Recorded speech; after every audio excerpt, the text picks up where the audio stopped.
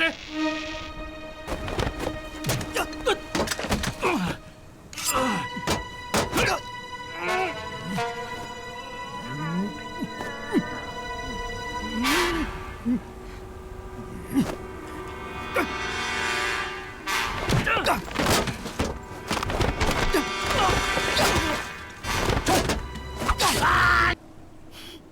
知道吗？你今天看起来真的很奇怪。哎呀，哪有的事啊？是你多心了。哎，奶奶呢？哦，在里面休息呢。我去看看。啊。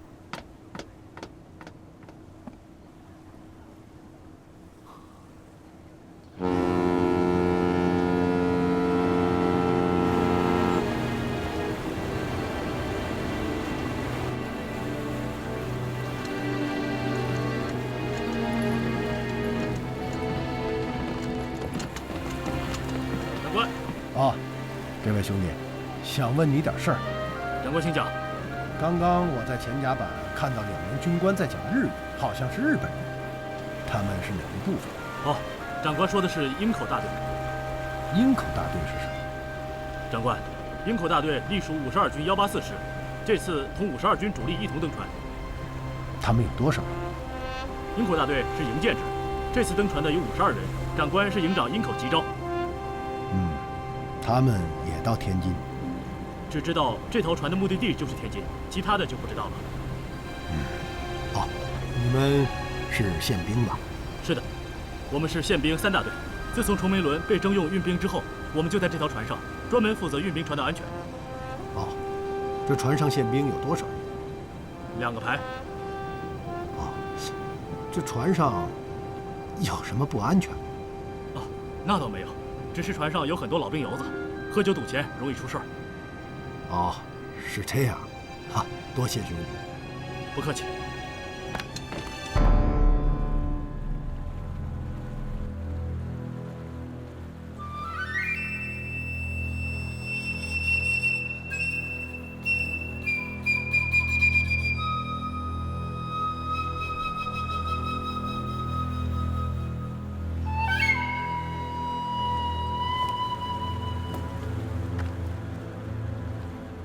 諸君、我々が故郷に帰る日がやってきた。も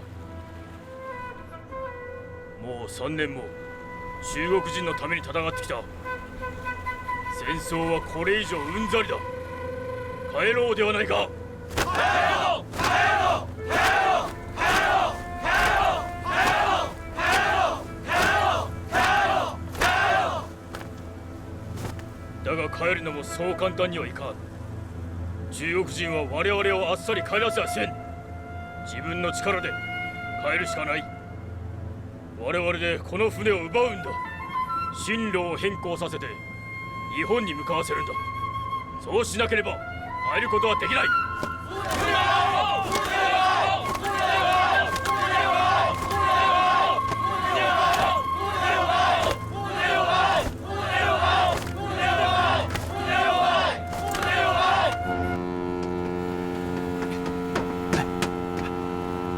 出事了！你的脸色很惊慌，怎么了？云建明逃跑了。你说什么？刚给纵队发报，上级回电，云建明诱杀守卫战士，于3天前逃出沈阳，不知去向。郝大刚率特务营沿路追赶，没有找到他踪迹。我最担心的事情终于发生了，绝不能让云建明见到叶琳娜和冯文朗，否则我们就彻底暴露了。我想，云建明应该不至于在这条船上吧？云建明接受过英美教官最严格的训练，不论身手或者是应变能力都不在我之下。只要他能够想到，就一定能够做到。因此，他完全有可能已经混上了崇明轮。你的意思，他还真的就在我们身边？现在什么情况都有可能发生，我们必须要做好一切准备。派人守住叶琳娜、冯文朗的房间，只要幸运的出现，立刻击毙。再有，冯文朗这个人，表面上看起来懦弱无能，一副公子哥的模样，其实内心阴险狡诈，绝不像外表表现出的那样。啊？你记得吗？郭大陆在抚宁曾经说过，冯文朗怀疑我们的身份。仅从我们军纪严明和作战力强这2点上，就得出了正确的结论：此人绝不是池中之物。因此，绝不要被他的假象所迷惑。哎呀，先别管冯文朗了，还是想想到底该怎么对付云建明吧。我说的其实是一回事，那就是要做好最坏的打算。最坏的打算是什么？如果云建明见到冯文朗，说出我们的身份，我们该怎么办？绝不能让这样的事情发生。我立即回去布置，兵分2路，一路在船上寻找云建明的踪迹，另一路死守舱门，绝不能让他们见面。要弟兄们睁大眼睛，只要遇到云建明，不管在什么地方，不必轻视，立刻开枪将其击毙。明白了。你去吧，让我安静安静。这件事，我要好好想一想。好。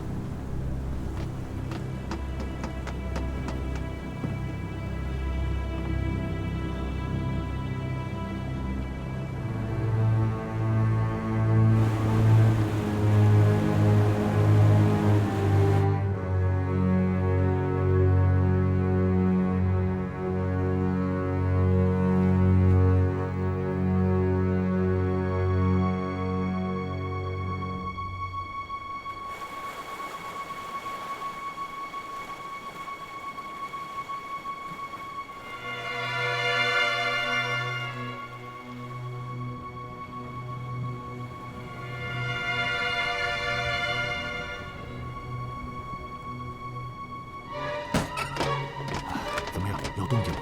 搜遍了船上，没发现云建明的踪迹。他这样的人是不会让你们找到的。我说，有那么悬吗？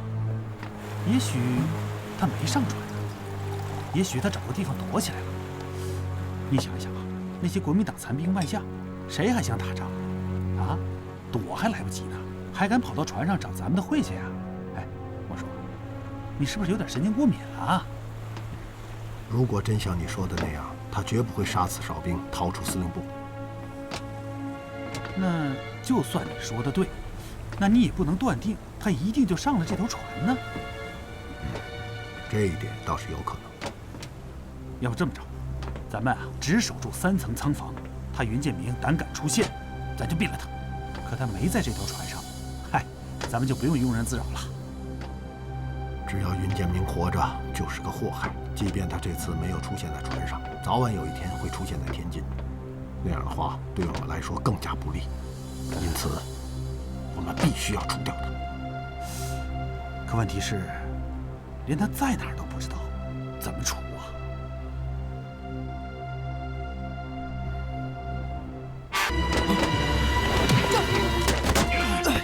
不好，出事了！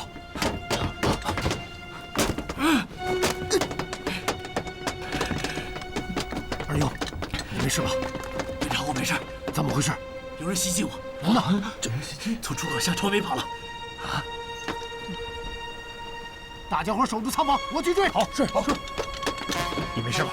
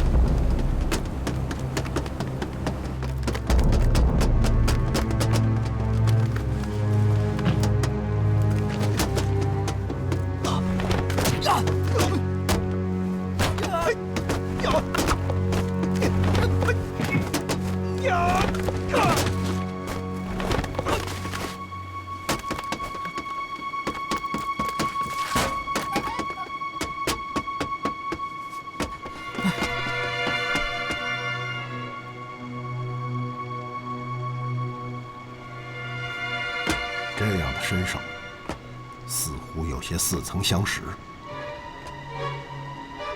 我们认识吗？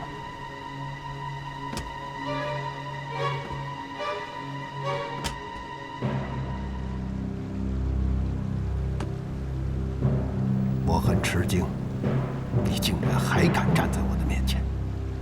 惊奇吧？是有点。我们又见面了，老朋友。只是没想到会在这种场合。有分别吗？对于我来说没有，但对于你有。燕双鹰，如果我没记错的话，你是叫这个名字吧？那你一定会说自己是云剑明了。我就是云剑明。能告诉我你为什么要来吗？在沈阳东大街那座小楼里，你杀死了我所有的部下，连我也落在你的手里。可是你没想到吧？我逃出升天，逃出了纵队司令部，于是我又站在了你的面前。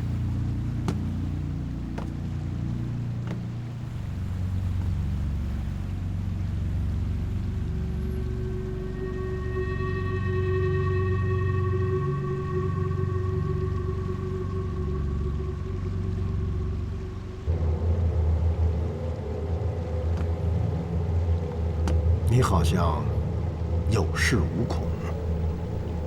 我来就是要和你算算总账。哼，就凭你？怎么，不可以吗？你不是我的对手，为什么要来送死？我不能看着你这个共军谍报冒名顶替，化妆成我，去做那些危害党国的勾当。我说的话很可笑吗？你知道吗？这个世上好人不会死，坏人不会死，只有一种人会死，那就是愚蠢的人。我认为你非常愚蠢，做事完全不合逻辑。你赶上这条船就已经是个死人了。我化妆成你，这样的故事你是怎么能够想出来的？我很想知道，谁给你出的这样的主意？这话说的有意思，燕双鹰，你不会连自己是谁都忘了吧？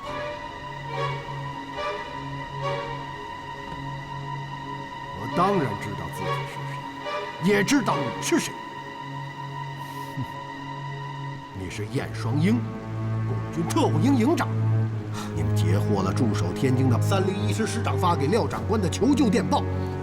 于是组成一支小分队，企图化妆成我们赶往丰城，救出老夫人和小姐，就此卧底在叶师长身旁，获取平津地区的重要情报。你说我是卧底，难道不是吗？想要顺利卧底在老夫人和小姐身旁，你们第一件要做的事情，就是杀死我们这支真的小分队灭口。于是你率领部下赶到沈阳东大街那座小楼中。然而你没有想到的是，你的部下全部被我干掉，只有你逃了出去。你胡说八道！真是后悔，当时急于脱身，没有杀死你。想不到你竟然胆敢再一次出现在我的面前。燕双鹰，你别再企图掩饰了，真相是无法抹杀的。我为什么要企图掩饰？这里只有我们2个人。我掩饰给谁听，给谁看啊？姓燕的，你是共军侦察员，这一点我们心知肚明。你不觉得自己的表白很苍白吗？你说的话连你自己都不相信吧？姓燕的，虽然我不知道你为什么要说这番话，为什么要这样做，但我知道一定有目的。你你似乎是在表白，似乎想把这番话说给别人听。可这里只有你我两个人，你为什么要撒谎？为什么要说这番不着边际的话？为什么要冒名顶替我？你究竟要做什么啊？太可笑了，燕双鹰！你明明是在冒充我劝，大言不惭，胡说八道。我劝你还是赶快承认，不然我就在老太太和叶小姐面前，在所有人面前揭穿你的丑恶嘴脸。好啊，现在就去吗？请吧。我怎么害怕？你不是说我是共军谍报，冒名顶替你？你不是要当着众人的面揭露我吗？啊？怎么害怕了？真的假不了，假的真不了。燕双鹰，你别猖狂，有你害怕的时候。为什么要害怕？应该害怕的是你才对。一个共军的谍报员竟然胆敢混上国军的运兵船，你是不是认为没人对付得了你？你不会认为死对于你来说只是一个传说吧？燕双鹰，既然你说你是云建明，那好吧，我问你，云建明是哪里人？父母叫什么？有几个兄弟姐妹？是哪一年当兵的？当然能够说得出来，但我为什么要告诉你这些？为什么要把你不知道的告诉我？哦，是为了让你便于冒名顶替我？我有这么傻吗？你根本说不出来。燕双鹰，你别再装了！我认为真的很奇怪，为什么不停地重复燕双鹰这个名字？你要说给谁听？从我来到这里以后，你似乎一直在表演自己是云建明。你要表演给谁看？我说的都是实话，我为什么要表演？表演的人是你。哦，是吗？我表演给谁看啊？给你这个蠢驴吗？这货仓里是不是还有其他人？当然没有，这是你和我的事情，怎么会有其他人？那你为什么要演这出戏？为什么要假扮我？你的脸色告诉我你在撒谎。你说这番话，做这番事是别有用心。别开枪！别开枪！别开枪！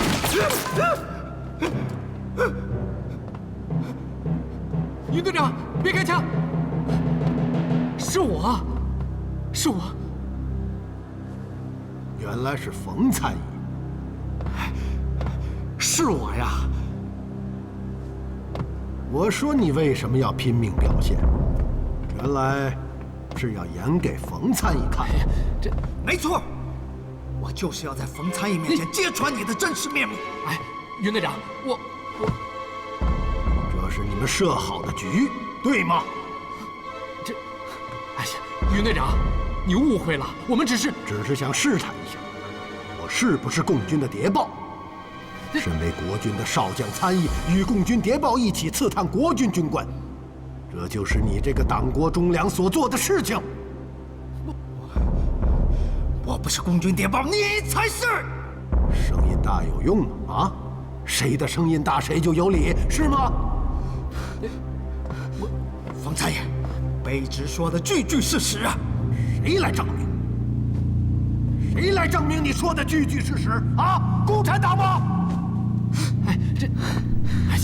你说云队长是共产党的侦察员，又说能让他不打自招，可到现在为止，我没听到任何一句我想听的话。那是因为共军太狡猾了。弟兄们，快！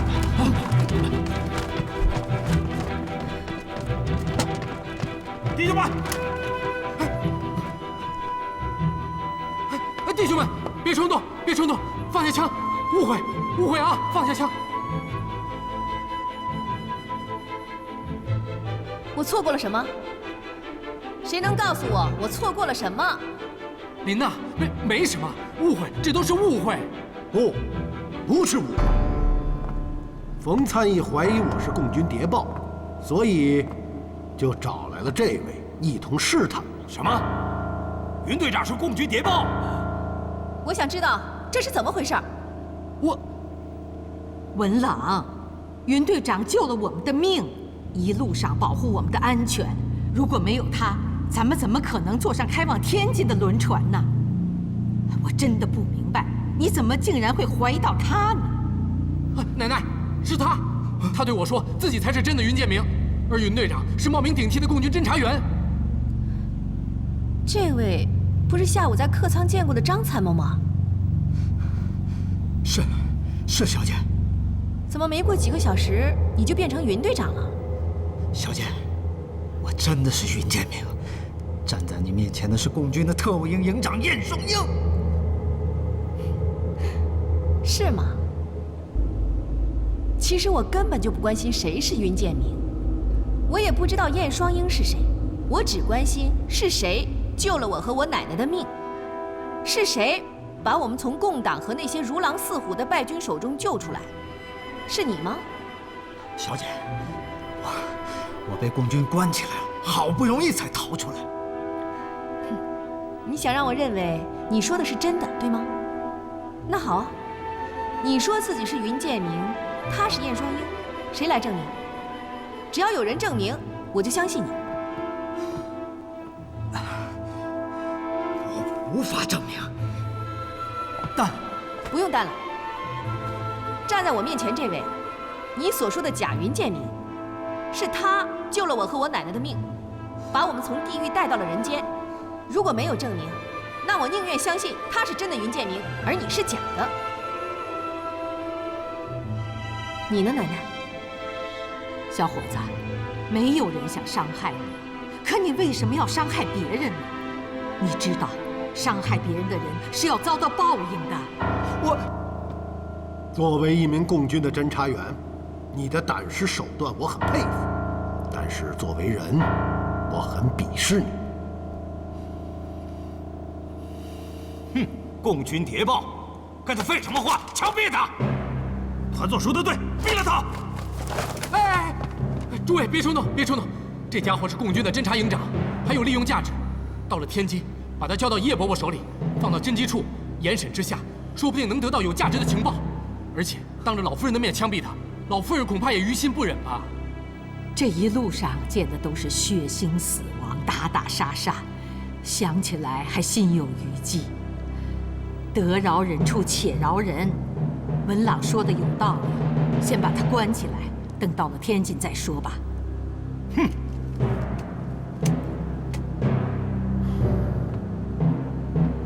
姓燕的，事到如今，你还要冒充云某吗？还要说我冒名顶替，还要说我是共军侦察员吗？啊！我在等你的回答。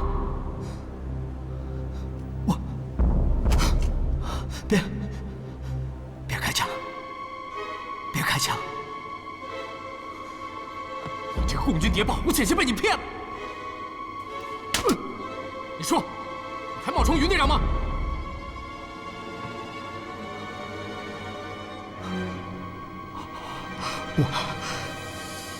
我确实是胡说八道，我真的是共军的谍报员。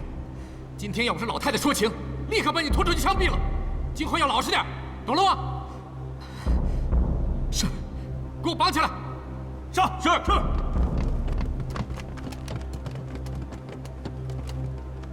我看这样吧，就交给郭团长看押吧。看起来冯参议还是在怀疑我，怕我杀人灭口吧？不，云队长多心了，我只是怕你看到这个家伙会生气的。哼！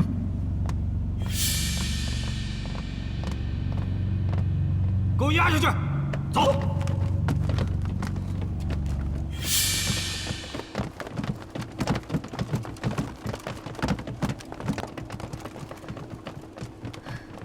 我有时候真的不太明白，你这脑子里在想些什么？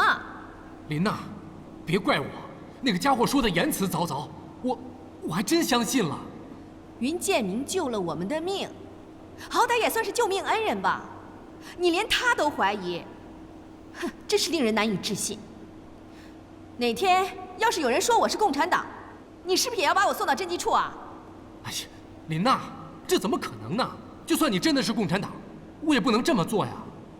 也就是说，你还真有可能怀疑我是共产党。哎呀，琳娜，我不是那个意思。你的意思我已经听明白了。好了，奶奶，我们走吧。文朗啊，你知道我喜欢你这孩子，懂礼貌、体贴人。可今天这事儿，你可是有点儿……对不起，奶奶，我真糊涂了。人得知恩图报，那才叫人。恩将仇报的事儿可不能做呀。啊，是，我知道了，奶奶，以后不会了。我看不见得吧。奶奶，我们走。琳娜，琳娜。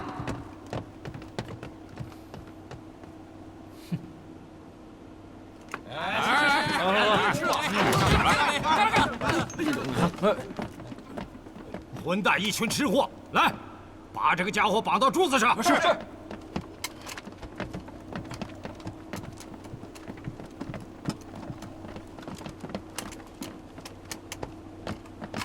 团座，这家伙身手可厉害，你要多加小心。兄弟放心，他敢动一动，老子一枪毙了他。好，走。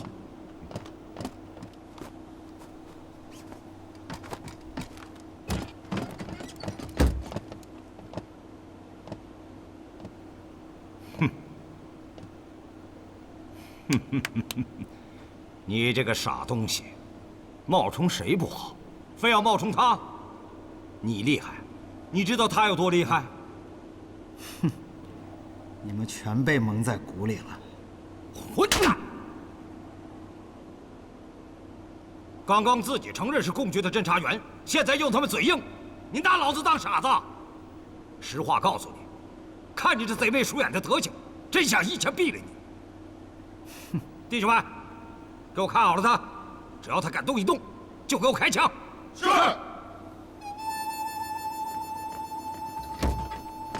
好，老袁，怎么样？云建明被押到郭大路那儿去了，10几个人看着，亮他也跑不了。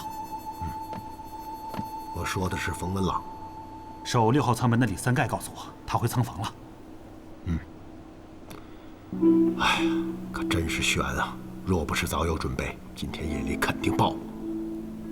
哎呀，又让你说对了，云建明和冯文朗已经见过面了，而且还合谋设计出这么一个圈套。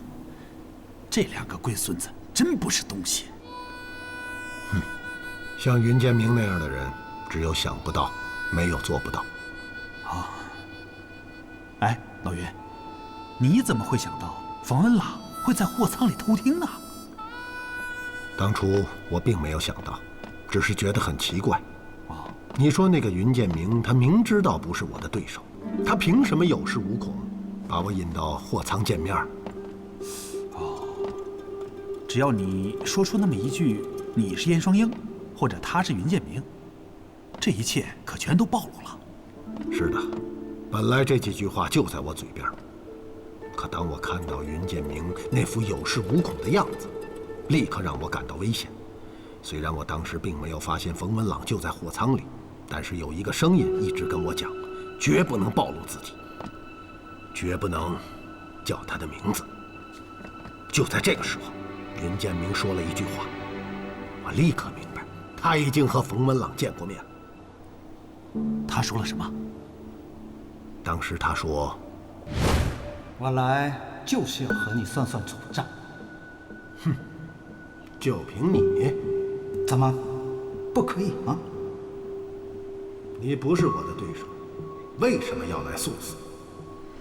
我不能看着你这个共军谍报冒名顶替、化妆成我，去做那些危害党国的勾当。云建明虽然被俘，但他并不知道我们冒充顶替去救叶琳娜的计划。是的，今天在船上，他一定是看到了我们一同上船，这才联想到这一点。然而他却不能断定，因为他既不认识叶琳娜叶母，也不认识冯文朗。可在货舱他说这番话时，却是非常肯定，没有半分试探的意思。由此我断定，他一定去找过冯文朗，而且从冯文朗口中得知了事情的始末原委。哦，没错。想到这一点，我立刻明白，云建明之所以这样有恃无恐，一定是与冯文朗设下了圈套，企图诱我上钩。他问话，冯文朗在暗中偷听，只要一句话说不对，我就彻底暴露，这叫不打自招。真够阴险的。还记得吧？在阜宁县的旅馆大堂里，郭大陆就曾经说过，冯文朗在怀疑我们。没错。哎呀，双鹰啊，要不是你机智，今天晚上那咱们就全军覆没了。哎，还有，你让我把叶琳娜和老太太叫过来，哎，这个也是一条妙计呀。说实话，我真没有想到，这叶琳娜天天跟你较劲，可到了关键的时候，她还能帮你说话。哎呦，叶琳娜是个感性的人，她虽然和我较劲，会做出很多不理智的事情，却对我们救了她的性命心存感激，所以我断定她和叶老太太一定能够帮助我们。哎，高，实在是高啊！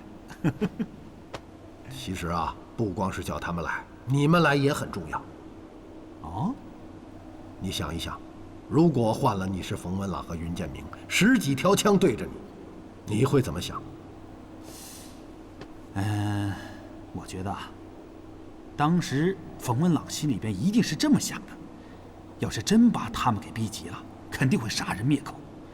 到时候不但他和云建明性命难保，就连叶琳娜和老太太也活不了啊！我正是利用他这种畏惧心理，迫使他将所有责任推到云建明身上，也迫使云建明承认自己是共军侦察员。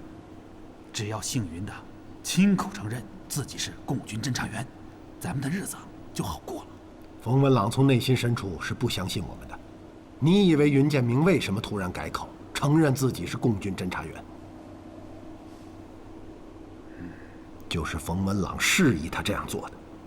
什么？是冯文朗？你想一想当时的情形，冯文朗冲上去给了云建明一记耳光，此时冯文朗是背对我们的。几秒钟以后，云建明就承认了自己是共军侦察员。你这个共党谍报，我险些被你给骗了。你说，你还冒充云队长吗？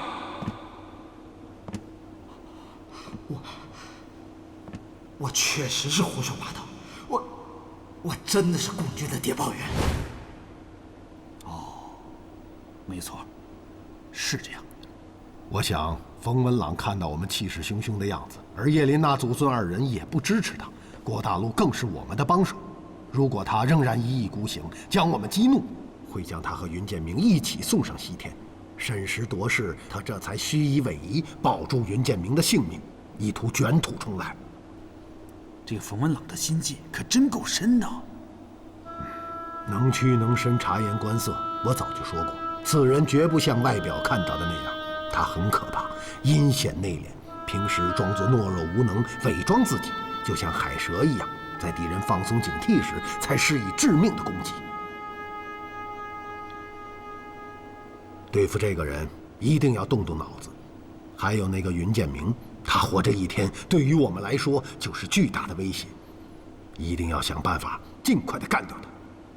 哎，实在不行，一不做二不休，连他和冯文朗一起干掉。冯文朗是不会给我们这个机会的。如果我们硬干，那就是明摆着告诉老太太和叶琳娜，我们是在杀人灭口。如果事情发展到那一步，我们的任务也就彻底失败。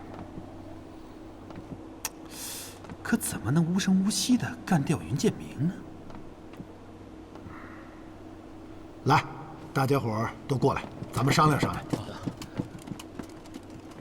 哎，有主意了。什么主意？郭大陆对咱们救了他和手下兄弟的性命感恩戴德，他又非常崇拜你，而且他对冯文朗没有什么好印象，肯定不会死心塌地地给他卖命。郭大陆啊，是一条血性汉子，头脑比较简单。我琢磨着，只要你去跟他说几句，攀攀兄弟，拿话激他一下，哎，到时候没准这家伙就能帮咱们除掉云建明。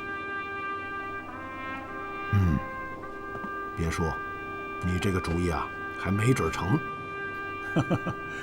你是没看到他刚才在船底货擦那副德行，恨不得当时就把袁建明给枪毙了。我还真是把这个人给忽略了。哎，你是他崇拜的人，只要你出面，我看啊，这事儿能成。哎，我说教导员，你这借刀杀人的计子还真行啊！会不会说话呀？什么叫借刀杀人呢？那借刀杀人，那是形容坏人的。那这叫什么呀？这叫……嘿，看你也说不上来了吧？这叫借刀杀鬼。我现在就去找郭大路谈谈叙事。好。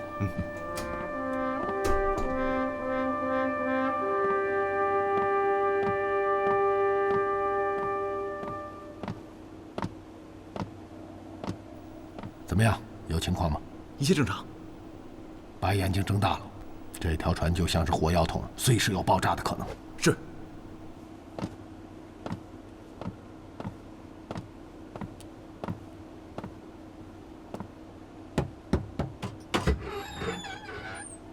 啊，是云队长，您找我们团座。郭团长在吗？云老弟，云老弟，怎么找我有事儿？闲着没事儿，想找你聊聊。好啊，我求之不得，请进。啊，仓房里空气不太好，咱们还是到甲板上走走吧。是我考虑不周啊！我穿上衣服马上出来。请。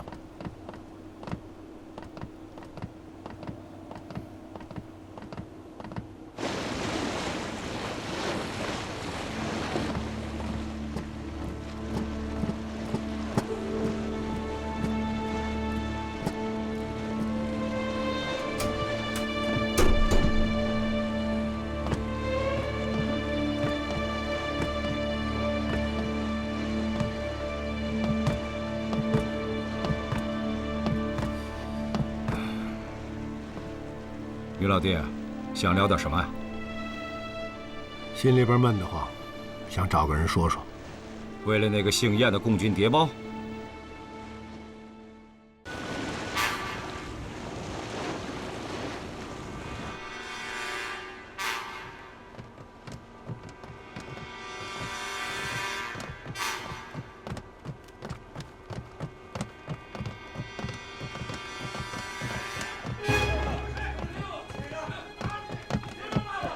什么声音？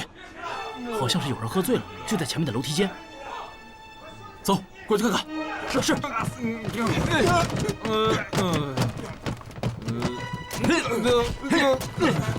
住手！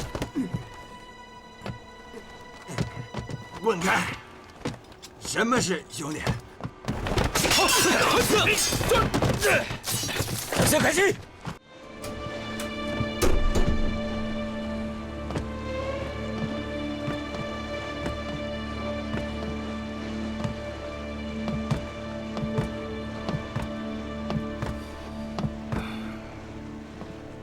于老弟，想聊点什么呀？心里边闷得慌，想找个人说说。为了那个姓燕的共军谍报？姓燕的是敌人，他做出什么样的事，我都不会奇怪，更不会责怪。啊，我明白，你说的是冯文朗那个小白脸儿。你能相信我救了他的命吗？哼，这些少爷高子哪有一个好玩意儿？云老弟别生气，至少老夫人和小姐还有我们大家都相信你。你说啊，这么明显的谎话，那么做作的表白，啊，那冯文朗竟然能够相信姓燕的那番说辞，你说他对我的恶感得有多深？我从不希望这种人感恩，更不希望这样的人报恩，但是总不至于因为一个共军谍报的话，就去怀疑从共军手中出生入死救你出来的同袍吧？这是亲者痛，仇者快。东北的50万军队是怎么灭亡的啊？就是相互猜忌，见死不救，甚至落井下石。到最后呢，唇亡齿寒，覆巢之下，焉有完卵？像新一军、新六军这样绝对的主力，战斗力是可想而知。可到最后呢，也难逃被全歼的厄运。他奶奶的，党国的事情都坏在这帮小白脸手里。老子退守丰城，本来赞霸师应该前来救援，可谁成想赞霸师师长听了一个法国留学回来的狗屁参谋的话，率军东撤。我苦等了10天，最后被共军包围。要不是遇到你，老子不是阵亡，就成了共军的俘虏了。郭团长，今天在货仓里，你全都看到了。那姓冯的是想将我置于死地呀！哎，奇怪，那个小王八羔子怎么那么恨你啊？谁知道呢？也许是我指挥撤退的时候对他不够尊重吧，也许是因为其他什么原因。这一路之上你都看到，没什么大不了的。这种恩将仇报的人就应该一枪毙了他。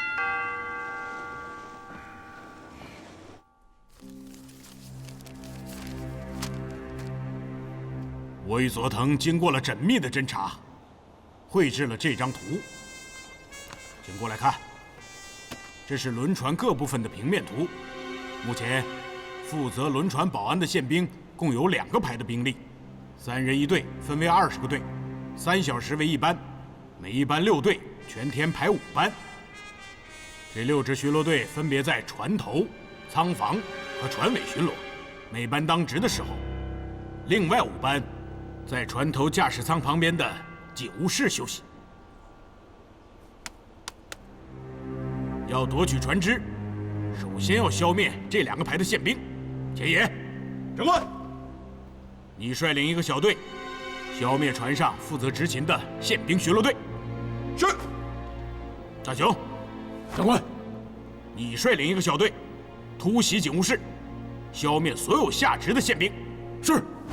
与此同时，我率5人从轮船顶部西降而下，突击驾驶舱，控制住轮船，命令船长改变航道，转舵驶向日本。解决掉宪兵，控制住轮船后，就要解决船上的1000多名中国士兵。除了几名带队的军官外，其余人都安排在下层的几个大货舱中。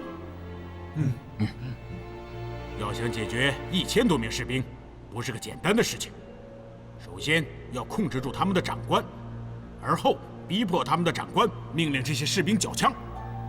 长官，我们已经摸清了，这1000多名中国士兵的长官是一位团长，就住在2层2等舱的10号房中。除他之外，还有2名营长。国民党军队有一个特点，士兵不怕死，当官的却很怕死。因此，只要抓住这些当官的，他们一定会乖乖与我们合作。到那时候，控制船底舱的中国士兵也就简单多了。诸位，命令如下：佐藤率10人突袭2层2等舱房，逮捕这5名中国军官，然后会同岩总、山本手下共30人突袭地下大货舱，要用最快的速度制服那些中国士兵，控制地下货舱区。这些中国士兵虽然人数众多，却毫无防备，武器残缺不全，而且有很多伤兵，因此战斗力不会很强。我们还有他们的长官配合，因此这件事并不难。制服他们后，立刻将他们封死在大货舱内。大家都听明白了吗？是。传奇，长官，率10人突袭1层、3层各舱房，将所有住在舱房中的人，统统赶到地下货舱关押起来。住在1层3等舱和3层特等舱的都是军官家属和随从，以及普通的老百姓。这些人几乎没有战斗力。传奇军，由你率领一小队完成，应该没问题吧？请中佐放心。所有这一切所需的时间大约是30分钟，诸位都清楚了吧？请长官放心。现在对表，现在是晚21点50分，开始行动。冯文朗他爹是国军中将，老蒋的嫡系，天津城防副司令，是叶师长的顶头上司。我犯在他的手里，这日子不好过了。他能怎么样？老夫人、叶小姐还有我们都能给你作证。唉，欲加之罪，何患无辞啊！哎，刚才冯文朗不是也说了吗？他上了共军谍报的当。哼，郭团长，你也太天真了。他那是不敢得罪老夫人和叶小姐。如果他真觉得自己被共军谍报蒙蔽了，他会立刻下令枪毙那个姓晏。可是结果呢？虽然他嘴上说是被蒙蔽了，但是却处处袒护姓晏，这就说明他还会跟我过不去啊！他奶奶的，这小王八蛋鬼迷心窍了吧？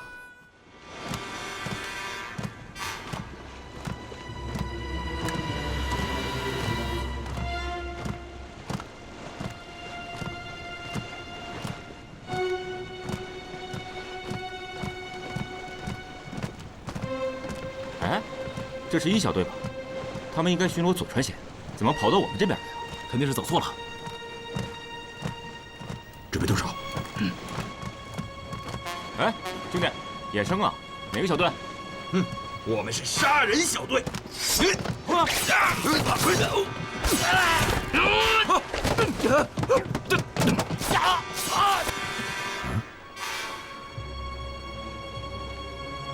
怎么了，于老弟？你在听什么？刚刚你有没有听到喊叫的声音？没有啊。把尸体藏起来。是。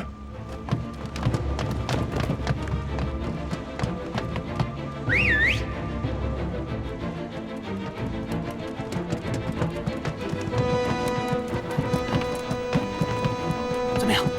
船尾的2支巡逻队都解决了。照原计划行动。是。我来。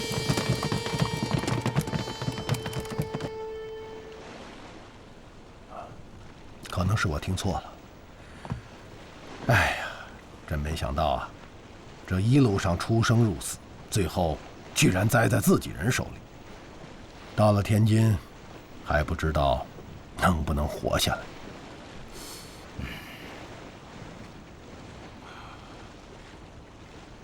兄弟，姓晏的现在压在我那儿，回去我就把他毙了，宰了他。冯文朗想收拾你，没了人证。让那王八蛋干瞪眼去吧！哎，郭团长，我也就是发发牢骚，你可别乱来啊！杀了姓晏的，冯文朗怪罪下来，你可是吃不了兜着走。哼，他凭什么怪罪啊？姓冯的要是没有你，早死了17、28回了。放心，打死他就说他想逃跑，姓冯的想怪就怪他们姓晏的去吧！啊！哎，郭团长，你可要三思啊！哎呦，我说兄弟，以后别再郭团长的了。你要瞧得起我，就叫我一声大哥，我叫你兄弟啊。啊，好，大哥。兄弟啊，你放心，我回去就办。大哥，冲冯文朗这副嘴脸，那姓晏的活着，我姓云的就得死。可你要是这样做，会给自己惹上麻烦。哎，放心吧。冯文朗又不是老子的顶头上司，怕他个球啊！那就多谢了。哎呀，不就杀个把人吗？啊，自家兄弟不用客气，你在这等着，我回去就办啊。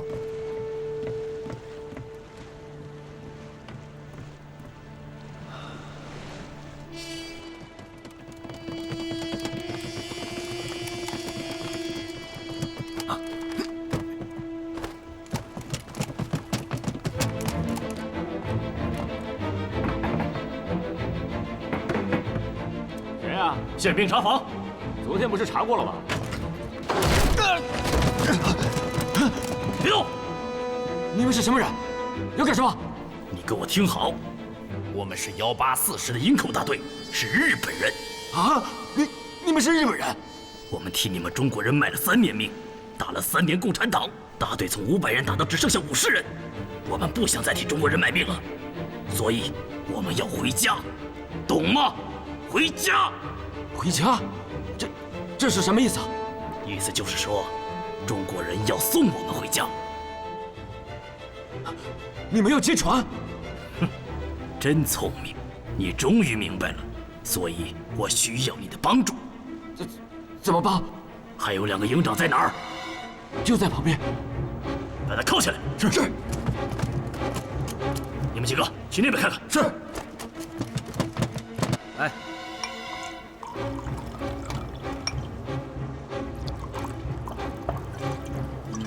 哎，来，您坐。来啊。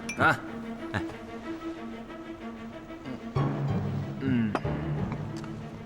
来吃啊。营长，你也吃。谁？你们团长被抓了。走。哎呦，你们是什么人？干什么？你们？没事吧？干什么？老实点！快走！下来！干什么你们？快！立刻到下面的霍桑与岩佐山本会合。是。走。走。走。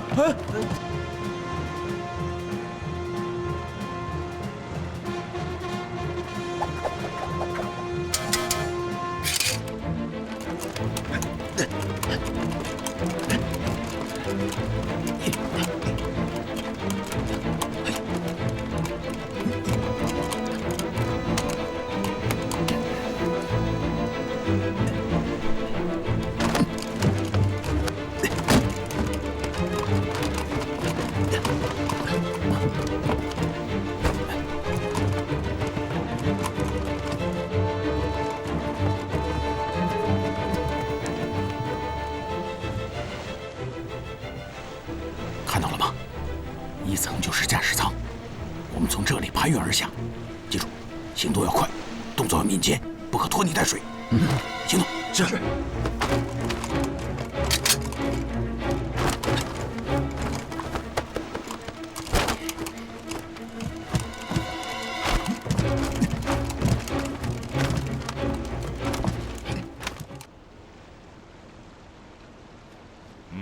记住了吗？团总放心，记住了。重复一遍。是。怕什么？大声说。是。一会儿团总开枪打死姓叶的之后，所有人一起喊姓叶的逃走了，之后朝全城开枪。非常好。郭团长，你要杀我？我早就说过，你得罪了他，就离死不远了。郭团长，风参议之所以把我交到你手里，其实是为了保护我，怕燕双鹰会杀人灭口。他是信任我的，难道你看不出来吗？我当然看得出来。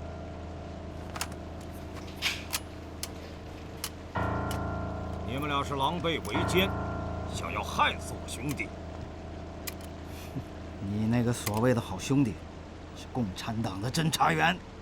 他是共产党，你是什么？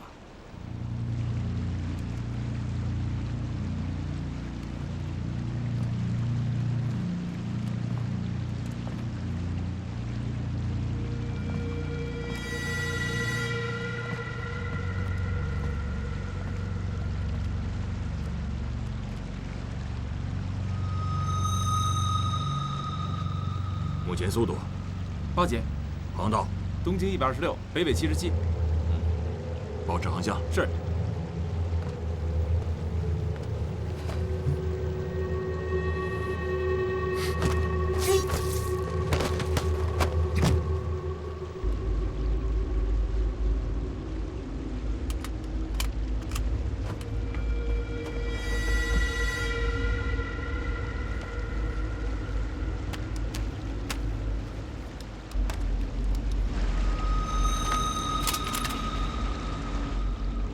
是新六军特勤处特训科科长，和你一样是党国忠良。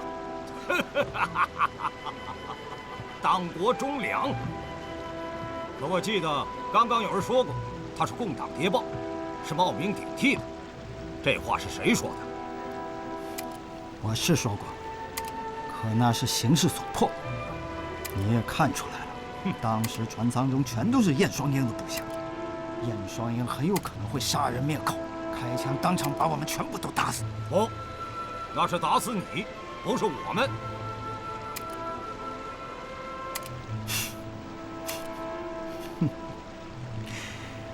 打死了我，还会留下你们。他是共产党！你给我住口！你这共党的谍报，死到临头了还诬赖好人！我只知道你姓叶，想要害死我兄弟云建明。我才是云建明！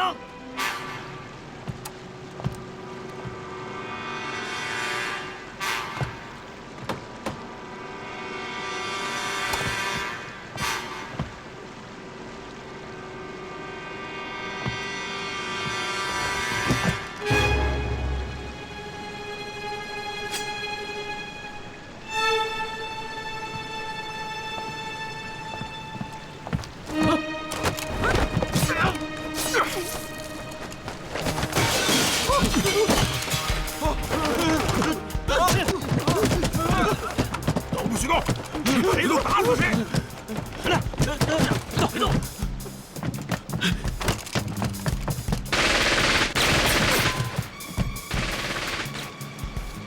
不好，他们动手了！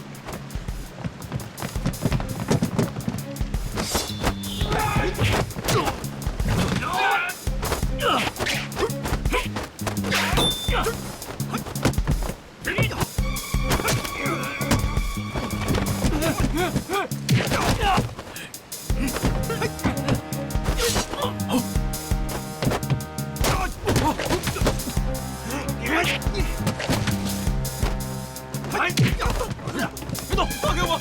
放开我！别逼我！我不想杀人！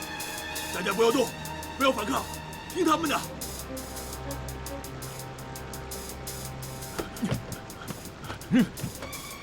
大雄，长官，枪声肯定惊动了警卫室的宪兵，立刻解决他们。是，你们几个跟我来。是。说实话，我根本不关心谁是共党谍报，更不想知道谁是燕双鹰，谁是云建明。我只知道外边那个人救了我的命，带着我和弟兄们从共军的大炮和机枪底下逃出来，是我们的恩人。你想害死他，我就宰了你。弟兄们，我说的对吗？说的对。都已经什么年头了，谁管国军公军啊？我们只知道谁救了我们的命。就是，他奶奶的，说不定哪天咱们也投降共军了呢。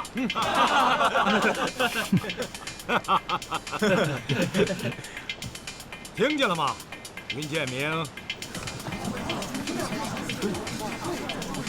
兄弟们，是枪声，在船头方向，怎么会有枪声？肯定出事了！兄弟们，抽家伙，快！抽家伙，快！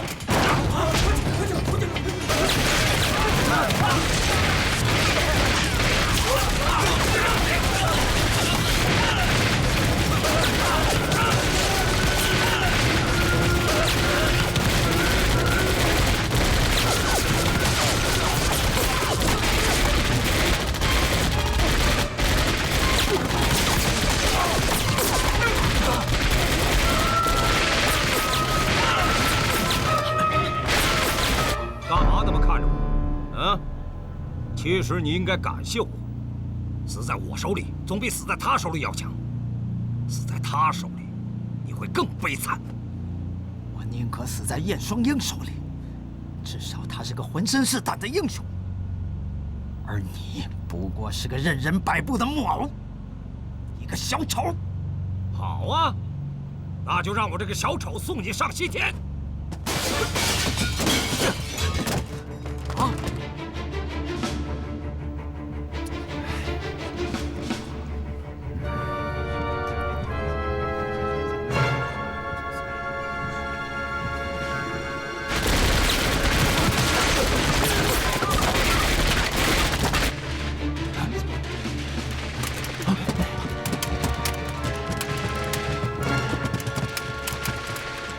郭大路动手了！来，姓云的王八蛋终于完蛋了！嘘！哎，枪声不对，出事了！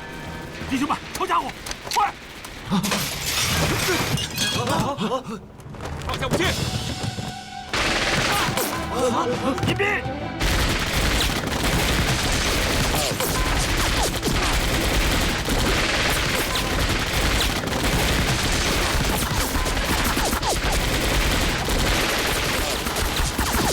王杰，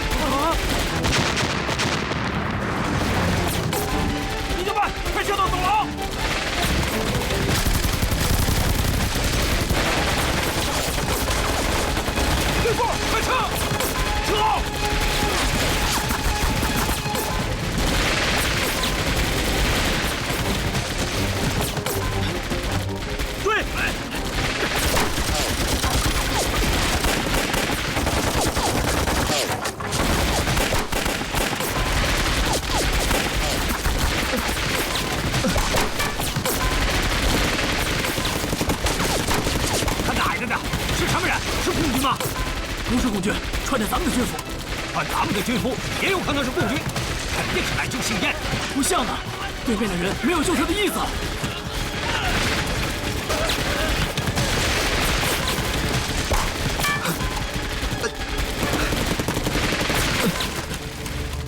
邪了门了，不是来救幸燕的。这些人为什么要袭击我们？团座，你听，对面仓房也有枪声。弟兄们，冲出仓房，跟于队长和手下会合。是。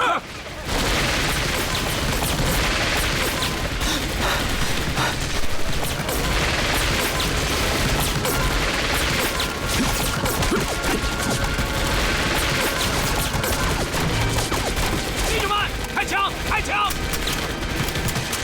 团座，弟兄们没子弹了。他奶奶的！老子今天要归位！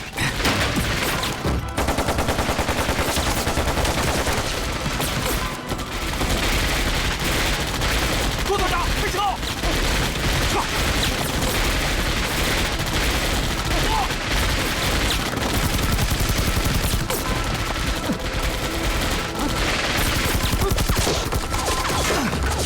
你还敢赌吗？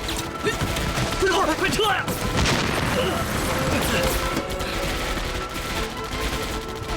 那个王八蛋还在里面，我必须宰了他！里面有敌人，再危险一点上！啊！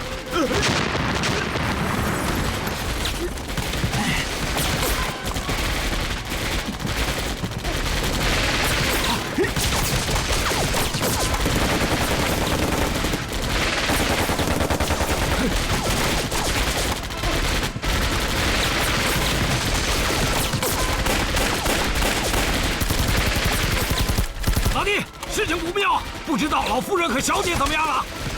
啊！哎呦，不好，打晕头了，把大事给忘了。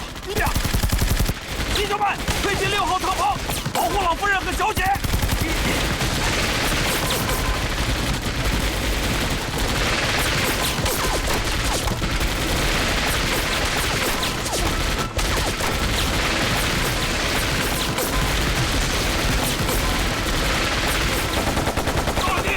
夹击！赶快推进6号仓房！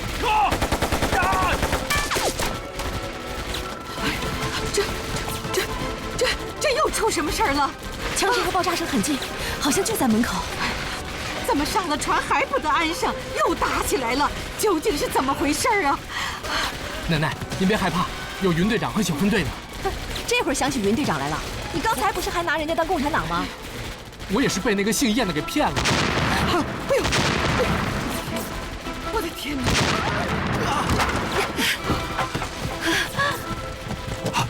老夫人，小姐，老夫人，这外面又出什么事儿了？我们在仓房中休息，突然遭到袭击。袭击的人穿着国军制服，战斗力很强，不知是些什么人。我开始以为是共军来救幸燕的，但是看看又不像，那些人并不想救他。那姓燕的呢？谁还顾得上他？在仓房里呢。你可真有意思，都自顾不暇了，还有心思问那个共军谍报？你是哪来的志诚啊？我只是随便问问林娜。哎，云队长呢？他去甲板上了，还没回来。舞蹈射击！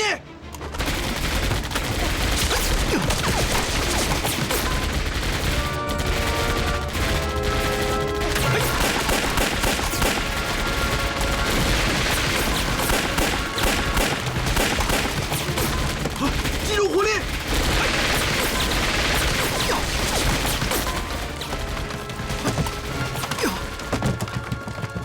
混蛋！龟弟，我们，你们两个下去追击，一定要干掉他！是。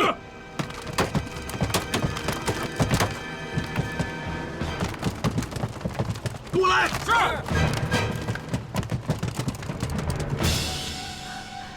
下午的时候，云队长曾经说过，这船上有日本人想要劫船，当时我还不相信。啊？日本人？船上怎么会有日本人？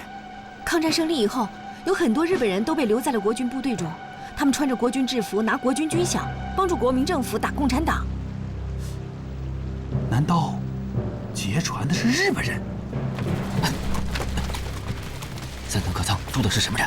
好像是长官的警卫或马便，战斗力很强，尤其是8号仓房的那些人，战术素养很高，行动快，枪法好。我们损失了5名士兵。什么？损失了5个人？是的。从船尾甲板包抄的山田、河本和中村呢？没有看到他们。你立刻到船头的驾驶舱向营口长官报告，请求增援。是。准备进攻。是。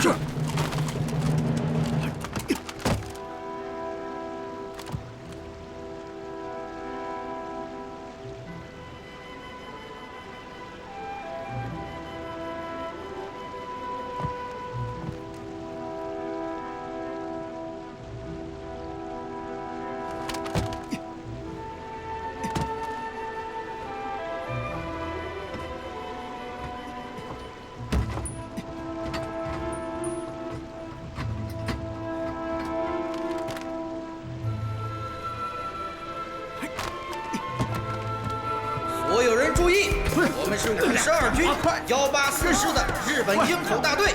这条船已经被我们劫持，即将返回日本。从现在起，所有人听从我们的命令，任何东西都不要带，双手举起，走出仓房。只要合作，就不会有伤亡。怎么回事？说他们是日本人，马上想要回日本。什么？去日本？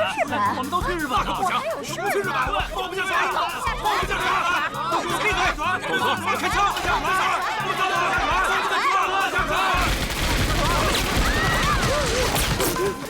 我再说一遍，服从命令，否则把你们全部杀死！全体起立，举起双手！起来，快！起来！起来！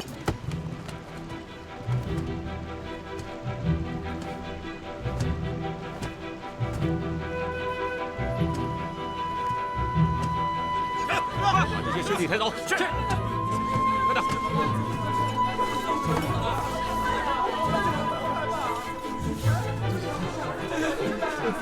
太吓人了！看到一个人跑进去了吗？一个人？什么人？一个穿军用夹克的高个子军官。没看到。怎么回事？继续向前搜。全部带走！快，别动，走，走，快点！快点！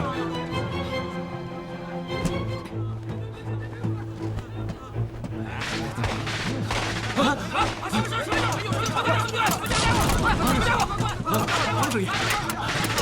是枪声吗？不知道啊，好像还有爆炸声啊！该不会是出什么事了吧？嗨，哎，别自个儿吓唬自个儿啊！轮船上能出什么事儿啊？哎，行了，行了，行了，哎，都回去吧啊！回去，回。徐先生，哎，团座，兄弟们，奉上峰命令，全员立刻交出武器！交出武器！团座，我们听到枪声和爆炸声，是怎么回事？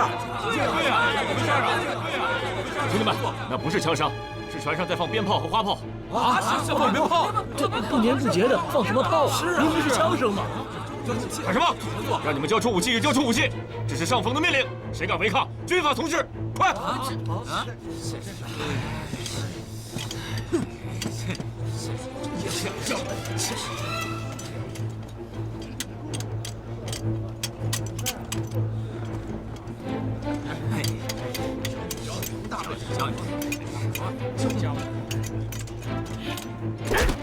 那什么，小鬼没有劫船，抄家伙！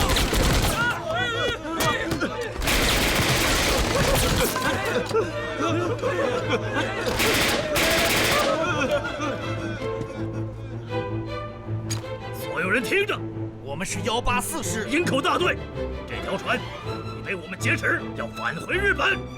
只要合作的，船到日本后马上释放；敢于抵抗的，立刻枪毙！所有人听我口令，全体蹲下，双手抱头。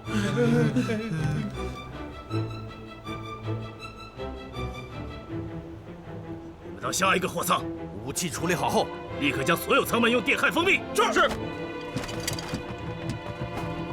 你做得非常好，走吧，到下一个货舱去。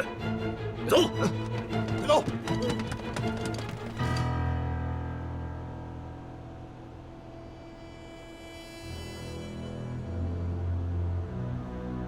样？想好了吗？说。还有什么可想的？我有选择吗？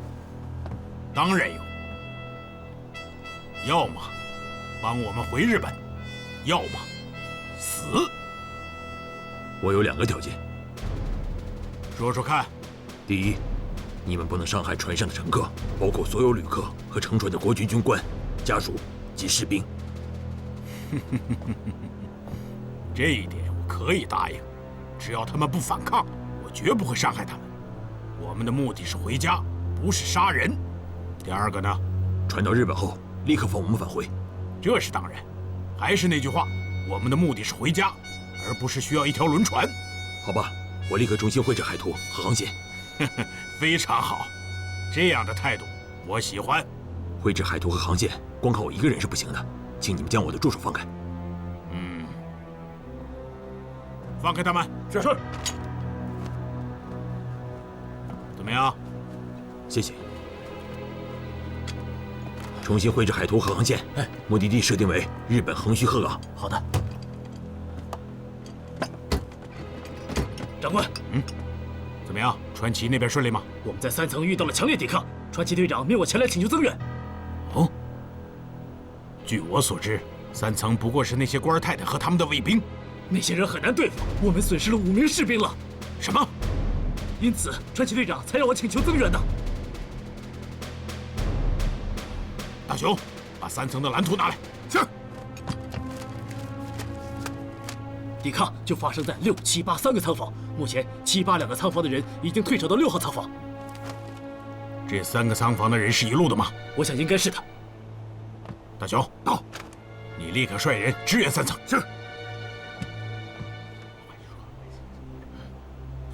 明白了吗？明白了，我们走。是。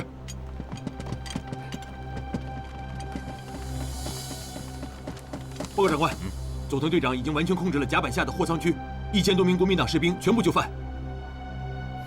非常好。命令佐藤立刻将船上的所有旅客也关押到货舱区，而后用电焊封闭舱门。是。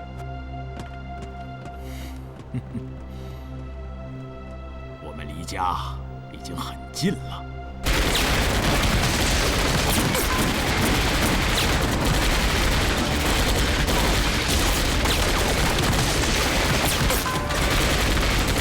上帝呀，求你拯救我们，让我们脱离苦海。文朗，战争，他们人多，高队副和郭团长有点吃紧，你也去帮忙吧。